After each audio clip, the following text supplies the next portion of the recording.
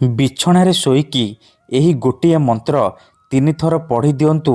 Guarantee ଦେଉଛି ସେ ନାରୀ ରାତିଦିନ ରୁମ୍କୁ ଡାକିବ, ଯାହା ଚାହିଁବେ ତାହା କରିବ। ହଁ ଫ୍ରେଣ୍ଡସ୍, ଯଦି ଆପଣ କେଉଁ ଝିଅ ବା ବିବାହିତା ନାରୀର ସୁନ୍ଦରତାକୁ ଦେଖି ତା ଆଡ଼କୁ ଆକର୍ଷିତ ହେଉଛନ୍ତି, ତାକୁ ମନେ ମନେ ଭଲ ପାଉଛନ୍ତି, ତାଠାରୁ ନିଜର ମନ ମୁତାବକ କାମ ହାସଲ କରିବାକୁ ଚାହୁଁଛନ୍ତି, ତେବେ ଆଜିର ଏହି ଭିଡ଼ିଓଟି ଆପଣଙ୍କର ଇଚ୍ଛାକୁ ପୂରଣ କରିବ। କାରଣ ଆଜିର ଏହି ଭିଡ଼ିଓଟିରେ ମୁଁ ଆପଣଙ୍କୁ ଶିଖେଇବି ନାରୀ ମୋହିନୀ ବଶୀକରଣ ବିଦ୍ୟା, ଯାହାର ପ୍ରୟୋଗରେ ଆପଣ ସୁନ୍ଦରୀରୁ ସୁନ୍ଦରୀ ଝିଅ ବା ସୁନ୍ଦରୀ ପଡ଼ିଶା ଘର ଭାଉଜକୁ ଅତି ସହଜରେ ପଟେଇ ପାରିବେ, ତାଠାରୁ ନିଜର ମନ ମୁତାବକ କାମ ହାସଲ କରିପାରିବେ। ଏହି ବଶୀକରଣ କରିବା ପାଇଁ ଆପଣଙ୍କୁ କୌଣସି ପ୍ରକାର ପରିଶ୍ରମ କରିବାକୁ ପଡ଼ିବନି କିମ୍ବା କିଛି ବି ପଇସା ଖର୍ଚ୍ଚ କରିବାକୁ ପଡ଼ିବନି। କେବଳ ବିଛଣାରେ ଶୋଇକି ଏହି ଗୋଟିଏ ମନ୍ତ୍ରକୁ 3 ଥର ପଢ଼ିଦେବେ। ତାପରେ ଦେଖିବେ ଚମତ୍କାର। ଯେମିତି ଆପଣ ରାତିରେ ବିଛଣାରେ ଶୋଇକି ମନ୍ତ୍ରକୁ 3 ଥର ପଢ଼ିବେ, ସେପଟେ ସେ ଝିଅ ବା ନାରୀ ସେହି ସମୟଠାରୁ ଆପଣଙ୍କ ଆଡ଼କୁ ଆକର୍ଷିତ ହେବାକୁ ଲାଗିବ। ଖାଲି ଆପଣଙ୍କ କଥା ଭାବିବ। ଯେପର୍ଯ୍ୟନ୍ତ ଆପଣଙ୍କ ପାଖକୁ ଆସିନି, ଆପଣଙ୍କ ସହିତ ସମ୍ପର୍କ ରଖିନି, ସେ ଖାଲି ଛଟପଟ ହେବ। ନମସ୍କାର ଫ୍ରେଣ୍ଡସ୍, ଓଡ଼ିଆ ଫଣ୍ଡା ଚ୍ୟାନେଲକୁ ଆପଣମାନଙ୍କୁ ସ୍ୱାଗତ। ଯଦି ଆପଣ କେଉଁ ଝିଅ ବା ବିବାହିତା ନାରୀକୁ ମନେ ମନେ ଭଲ ପାଉଛନ୍ତି, କିନ୍ତୁ ଯେତେ ଚେଷ୍ଟା କଲେ ମଧ୍ୟ ତାକୁ ପଟେଇ ପାରୁନାହାନ୍ତି, ତାକୁ ନିଜର ମନ କଥା କହିବାକୁ ଡରୁଛନ୍ତି, ଆଉ ଆପଣ ଚାହୁଁଛନ୍ତି କି ସେ ଝିଅ ବା ନାରୀ ନିଜେ ଆସି ଆପଣଙ୍କୁ ଭଲ ପାଉଛି ବୋଲି କହୁ, ତେବେ ମାତ୍ର ଥରେ ବିଛଣାରେ ଶୋଇକି ଏହି ମନ୍ତ୍ରକୁ 3 ଥର ପଢ଼ି ଦିଅନ୍ତୁ। ସକାଳ ହେବା ମାତ୍ରେ ସେ ଝିଅ ନିଜେ ଆପଣଙ୍କୁ ଫୋନ କରିବ, ନହେଲେ ନିଜେ ଆସି ଆପଣଙ୍କ ସହିତ କଥା ହେବ। ଆପଣଙ୍କ ପ୍ରେମରେ ଏମିତି ଦିବାନୀ ହେଇଯିବ କି ଆପଣଙ୍କୁ ନ ଦେଖି ଗୋଟେ ମୁହୂର୍ତ୍ତ ବି ରହିପାରିବନି। ଏହି ବଶୀକରଣକୁ ପ୍ରୟୋଗ କରି ହଜାର ହଜାର ଲୋକମାନେ ଲାଭବାନ ହେଇଛନ୍ତି। ତେଣୁ ଯଦି ଆପଣ ଝିଅ ପଟେଇବାକୁ ଚାହୁଁଛନ୍ତି, ପଡ଼ିଶା ଘର ସୁନ୍ଦରୀ ଭାଉଜକୁ ପଟେଇବାକୁ ଚାହୁଁଛନ୍ତି, ତେବେ ଏହି ବଶୀକରଣ ଗୋଟିଏ ଥର କରନ୍ତୁ। ଏହି ବଶୀକରଣ ସାହାଯ୍ୟରେ ବର୍ଷ ବର୍ଷ ଧରି ଭାଙ୍ଗି ଯାଇଥିବା ପୁରୁଣା ପ୍ରେମକୁ ଫେରାଇ ଆଣିପାରିବେ।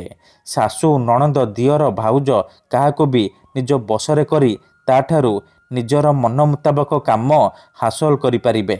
ହଁ ଫ୍ରେଣ୍ଡସ୍, ଏହି ବଶୀକରଣ ସବୁଠାରୁ ଶକ୍ତିଶାଳୀ ନାରୀ ମୋହିନୀ ବଶୀକରଣ। ଏହାର ପ୍ରୟୋଗ କେବେ ବି ଖାଲି ଯାଏନି। ତେଣୁ ଏହାକୁ ଆପଣ ଭାବିଚିନ୍ତିକି ପ୍ରୟୋଗ କରିବେ। ଠିକ୍ ଅଛି, ତେବେ ଏହି ବଶୀକରଣ ଆପଣ କିପରି କରିବେ, କେମିତି କରିବେ, ଏହାର ପ୍ରୟୋଗ ବିଧି କ'ଣ, ଚାଲନ୍ତୁ ଜାଣିବା। କିନ୍ତୁ ବଶୀକରଣ କରିବା ପୂର୍ବରୁ ଗୋଟିଏ ଛୋଟିଆ କଥା ମନେ ରଖନ୍ତୁ, ଆପଣଙ୍କର ବଶୀକରଣ 100ରୁ 100% କାମ କରିବ।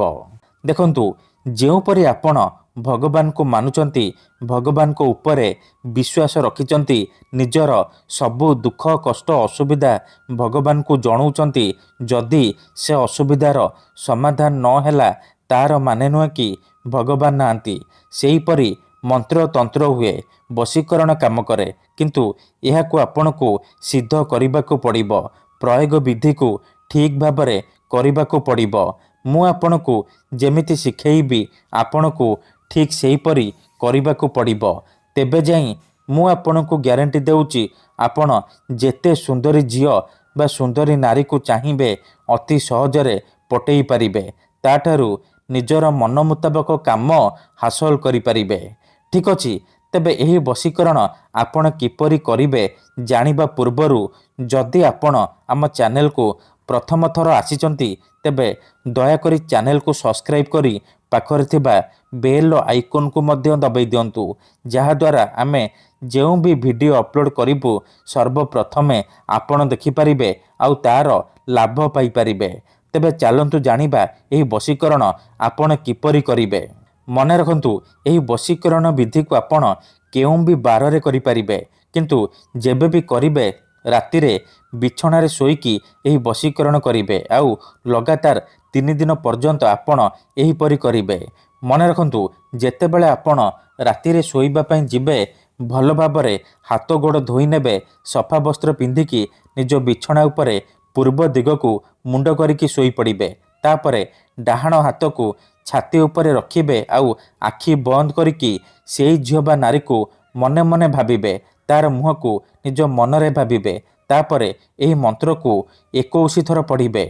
ଓମ୍ ନମଃ କାମାକ୍ଷା ଦେବୀ ଆମୁକଂ ମେ ବଶ୍ୟମ୍ କୁରୁ କୁରୁ ଫଟ୍ ସ୍ୱାହା। ଆମୁକଂ ଜାଗାରେ ଆପଣ ସେଇ ଝିଅ ବା ସ୍ତ୍ରୀର ନାମ କହିବେ ଯାହାକୁ ଆପଣ ବଶରେ କରିବାକୁ ଚାହୁଁଛନ୍ତି। 21 ଥର ମନ୍ତ୍ର ପଢ଼ି ସାରିବା ପରେ ଛାତି ଉପରୁ ହାତକୁ କାଢ଼ିବେ ଆଉ ଛାତିରେ ଗୋଟିଏ ଥର ଫୁଙ୍କିଦେବେ। ତାପରେ ଆପଣ ଶୋଇପଡ଼ିବେ।